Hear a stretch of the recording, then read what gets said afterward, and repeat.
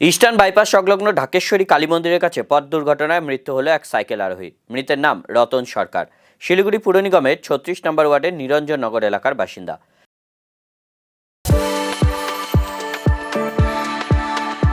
We are the dreamers, the achievers, and the leaders. Come, join us today.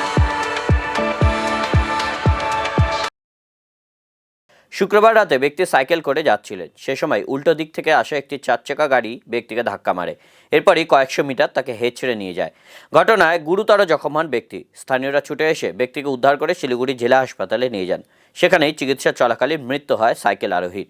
এদিকে ঘটনার পরই সুযোগ বুঝে পালিয়ে যায় ঘাতক গাড়ির চালক। খবর পেয়ে ছুটে আসে আশিগড় ফাঁড়ি ও ভক্তিনগর ট্রাফিক গার্ডের পুলিশ। গোটা ঘটনা তদন্তে নেমেছে পুলিশ। এদিকে স্থানীয়দের অভিযোগ, পথবাতি না থাকার কারণেই লাগাতার দুর্ঘটনার কবলে পড়ছেন সাধারণ মানুষ। অবিলম্বে প্রশাসনকে বিষয়ে নজর দেওয়া উচিত বলে দাবি তাদের।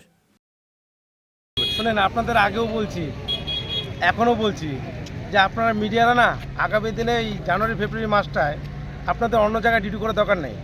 কারণ এই বাইপাসটা থাকুন, বাইপাসটা আমি এর আগেও দিয়েছি কিরণচন্দ্র রোড, এই কিরণচন্দ্র রোডেই থাকবে এটা।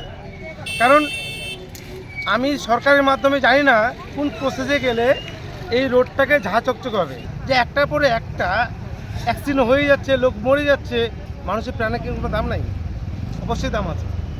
তাহলে ট্রাফিকরা ওনারা তো মানুষ, ওনারা ডিউটি এতটা ডিস্টেন্স দিচ্ছে, ডিউটি ওনারা কী করে ডিউটি করবে? কোন দিকে কোন রং সাইডে আসছে? আমি বারবার বলছি, বাইপাসে সবার আগে একটা স্পিড ক্যামেরা দরকার। প্রত্যেকটা মোড়ে মোড়ে স্পিড করে, যে হাই স্পিডে কোন যাচ্ছে গাড়ি সেটাকে অলরেডি বাড়িতে যেন কেসটা পৌঁছায়।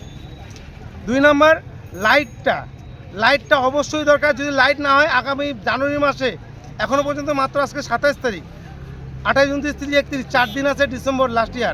ফার্স্ট ইয়ার আসতেছে 25-এ আপনাদের অন্য জায়গায় খবর করার দরকার নেই, আপনারা এই বাইপাসেই করবেন। একটার পর একটা মৃত্যু ঘটনা ঘটবে এই বাইপাস। একজন গরিব লোক সাইকেল নিয়ে যাচ্ছিল তার নিজস্ব রোড দিয়ে, কিন্তু উল্টা সাইডে রং সাইডে একটা 4 চাকা গাড়ি এসে সজোরে ধাক্কা মারে এবং সেই ধাক্কাটা এমনভাবে ইনজুর্ড হয়। আমার মনে হয়, আমি ঠাকুরকে প্রার্থনা করি এবং আশীর্বাদ মানে ভগবানের কাছে প্রার্থনা করি উনি যেন বাঁচে। খুব অবস্থা খুব খারাপ। গাড়িটা এমনভাবে, গাড়ির অবস্থা দেখলে বোঝা যাবে সাইকেলের অবস্থা কী পরিস্থিতি। উনি গাড়ি দিয়ে ভাগছে, কিন্তু যাকে ধাক্কা মেরেছে তার অবস্থা খুব খারাপ। এই বাইপাসে যারা দায়িত্ব আছে, এসজিডি হোক, অন্যান্য দপ্তর হোক না কেন, আমি গৌতম দাদাকেও বলছি, উনি আগামী দিনে উন্নয়ন দপ্তর ছিল এখানে, কিন্তু আমি চাচ্ছি এই বাইপাসটাকে অবিলম্বে যদি লাইট না করে, তাহলে আগামী দিনে আরও মৃত্যু মিছিল হবে এখানে।